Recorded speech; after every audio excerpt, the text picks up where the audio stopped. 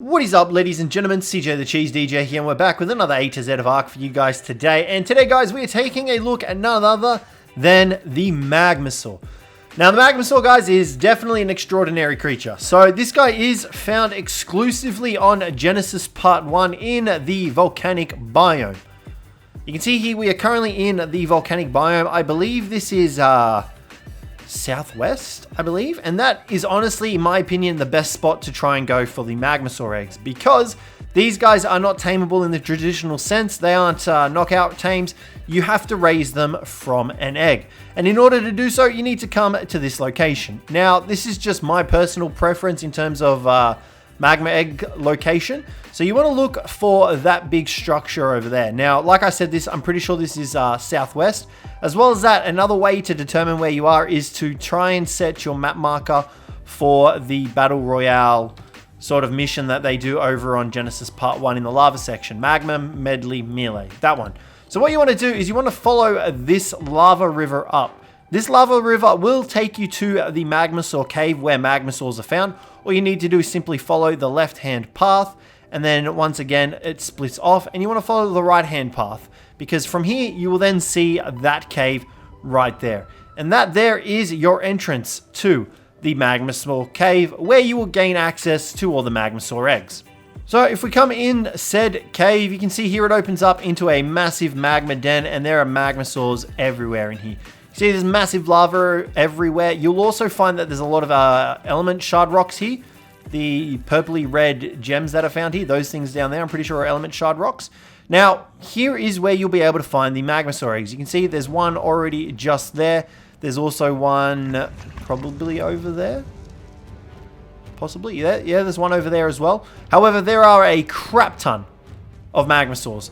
So the best method of going ahead and actually getting a MAGMASAUR egg is by using a Bloodstalker. I've found anyway. You can use other dinos, and if you do have a flyer from previous maps that you've transferred over here or anything like that, you can use those guys as well. Now, like I was saying, a Bloodstalker is probably your best bet for the MAGMASAUR eggs, just because you can get around with these guys relatively fast. They will take damage from the lava if you walk on the lava with them, but these guys are relatively well. All you need to do is simply, well, jump off, get your egg, and get the hell out of there before the MAGMASAURs aggro on you and before they take a lot of damage to you. Can we get out of here, please? And there you go. You can see there, we've managed to get an egg, and we've gotten out of there. Now, obviously, that egg wasn't the greatest level. It was only level 45. You would want to scout it out first, but nonetheless, that is a decent way to go about starting your MAGMASAUR eggs. So, yeah, but you'll find these pits scattered everywhere around this cave, and that is your best source of MAGMASAUR eggs. Now, like I said, these guys are exclusively found on Genesis Part 1, so you will not be able to find them on any other map. And you can see here we have another level 25 egg. Luckily, the MAGMASAURs haven't really noticed us just yet, because the Bloodstalker is probably the fastest way to go about getting down to the eggs and getting out with them. Now, once you've successfully claimed your MAGMASAUR eggs, you will need to hatch and raise them. Now, the best way to do this is obviously in your base with a lot of standing torches. You can go ahead and do it like that. You can't use the actual magma in the lava caves for some reason. It doesn't actually let you. You can see we're actually swimming in the damn stuff, and it's still not hot enough apparently, even though it's 42 degrees in here. So your best bet is to go ahead and use a standing torches or an air conditioner if you have lots of those set up. You will need lots of them, however. Now, guys, once your baby MAGMASAUR is hatched, you will need ambergris, which is found in the space biome on Genesis, to raise this guy up. Now, ambergris will provide 500 food for the babies. However, it does have a 20-minute spoiler time. You can store this in tech troughs, however, and that will increase its spoiler time exponentially, making it easier to raise your baby MAGMASAURs. Once you've fully raised up your MAGMASAUR, you will have a fully grown big boy. Now, their saddle requirements is a little bit on the higher side of things. Level 95 is required for the MAGMASAUR saddle, but other than that, its saddle is relatively cheap. 125 cementing paste, 150 fiber, 230 hide, and 400 metal ingot. But the payoff is that you get a big Hulken boy that has the ability to spit lava, harvest thatch, wood, stone, metal, oil, a whole bunch of resources, and reduce that weight exponentially in their inventory. As well as that, he also can swim in lava. So we're going to go over those abilities a little bit more in specific right now. So first off, like I said, he does have the ability to harvest stone, metal, and wood. And he's a pretty damn good harvester at that. You can see there we've already gotten quite a bit of stone from that, and we're now poisoned. Wonderful. He also gathers wood pretty damn decently as well. Now our gathering rates are 3 times, so you do have to keep that in mind. But he also gathers metal at a very good rate as well. You can see there one node just netted us 604 metal. As well as that, he has the same weight reduction capacities as an Anki, but the added benefit of reducing the weight of actual metal ingots as well. So you can currently see here it has a 75% weight reduction on the metal, the raw metal. But on metal ingots as well, it will also reduce it by 75%.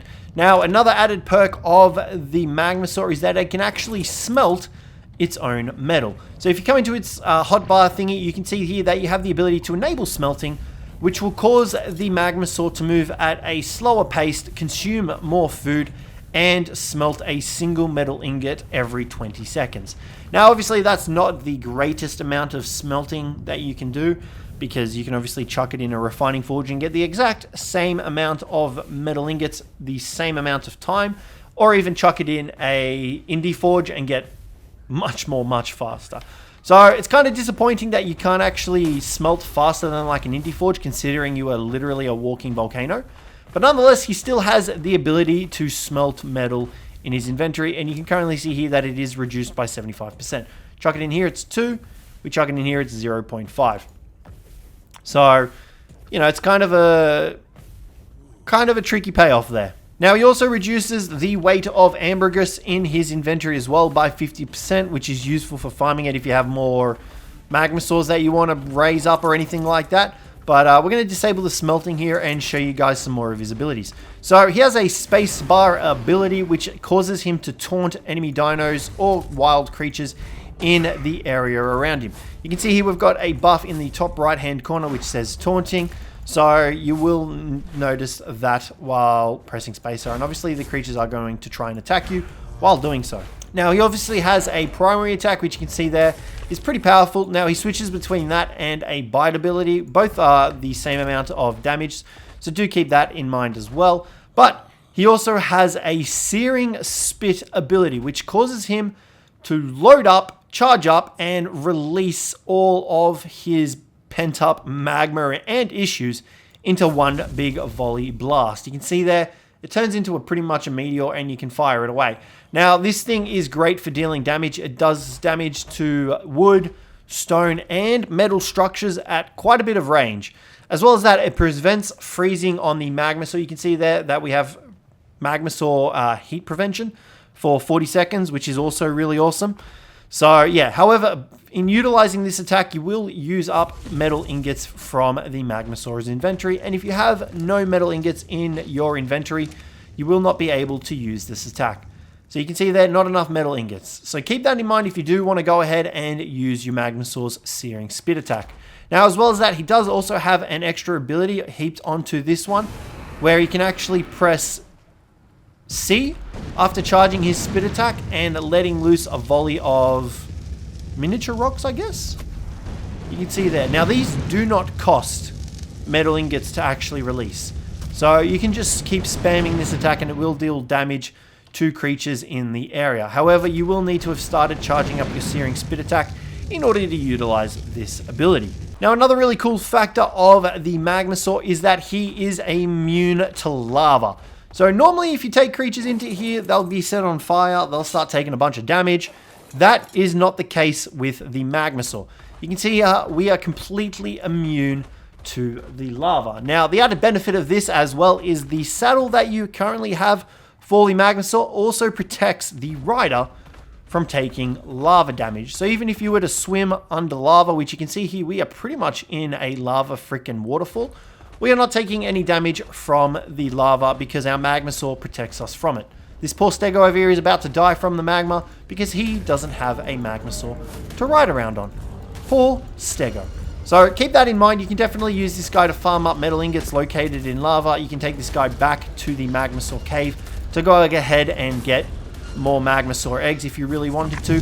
and the Searing Spit attack does deal fire damage over time as well. So it's a really awesome ability to use. You can definitely whittle down a lot of hard-hitting dinos by utilizing this ability.